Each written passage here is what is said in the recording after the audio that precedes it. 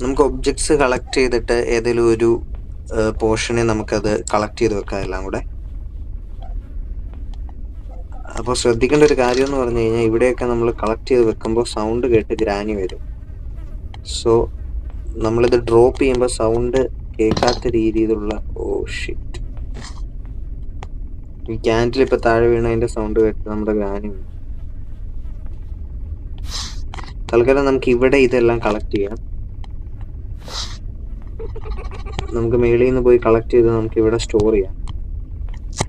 ആവശ്യം വരുന്ന അനുസരിച്ച് നമുക്ക് ഇവിടുന്ന് യൂസ് ചെയ്യാം. സോ ബാക്കിയുള്ള ഒബ്ജക്ട്സ് കൂടെ കളക്ട് ചെയ്യാം.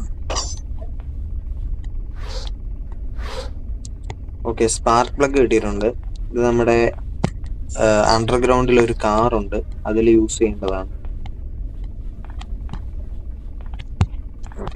അത് ഡ്രോപ്പ് ചെയ്യും.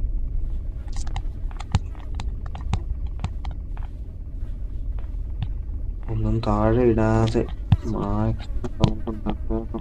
കാരണം ഗ്രാനി സ്പോട്ട് ചെയ്ത് കഴിഞ്ഞാൽ നമുക്ക് ആകെ 5 ദിവസമാണുള്ളത്. ഓക്കെ, അത് ഓപ്പൺ ചെയ്യാനായിട്ട് ഒരു വെപ്പൺ കീ ഉണ്ട്. വെപ്പൺ കീ നമുക്ക് കണ്ടുപിടിക്കണം.